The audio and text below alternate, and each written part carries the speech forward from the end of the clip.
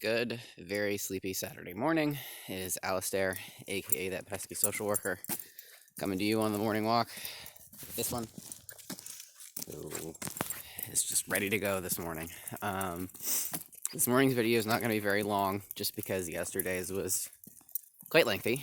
I just wanted to follow up on the point that I was making yesterday about thought stopping and authentic responding. And just, I guess, sort of make a case for it very briefly, because I don't have a lot of brain power right now.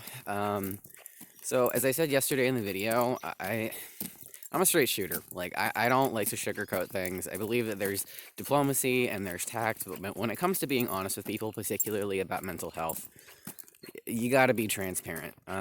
So when I talked about thought stopping and how difficult it is, yes, stuff is hard.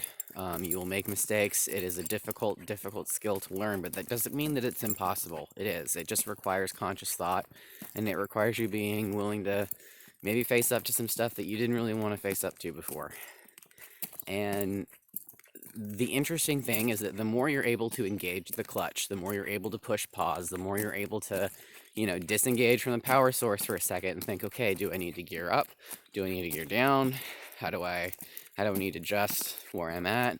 That gives you, as I was talking about yesterday, the better ability to just respond the way you want to, and not, this knee-jerk reaction, because a lot of times when we hear something that is hurtful to us, whether it breaks our heart, whether it saddens it, whether it does, whatever, if it causes some kind of emotional distress or damage, pushing in the clutch gives you time to really engage and think about it. And honestly, when you set boundaries, and this is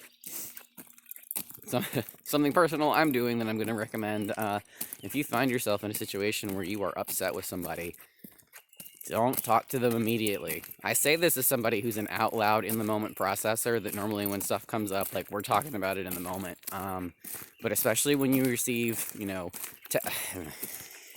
I hate it when people break up over text message. I used to work with teenagers at a pediatric outpatient facility, and the amount of dating drama is ridiculous, and the amount of breakups that happen over text message is ridiculous. So when it comes to any meaningful, substantive communication, if it's possible, have that conversation face-to-face with that person, because I guarantee it's going to go a whole lot better than if you just texted it out or emailed it or whatever.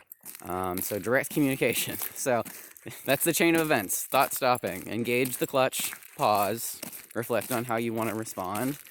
And have direct adult communication. And by adult, I don't really mean that typical, have a 9-to-5, be dressed well and whatever, but have maturity to be able to do something that's uncomfortable.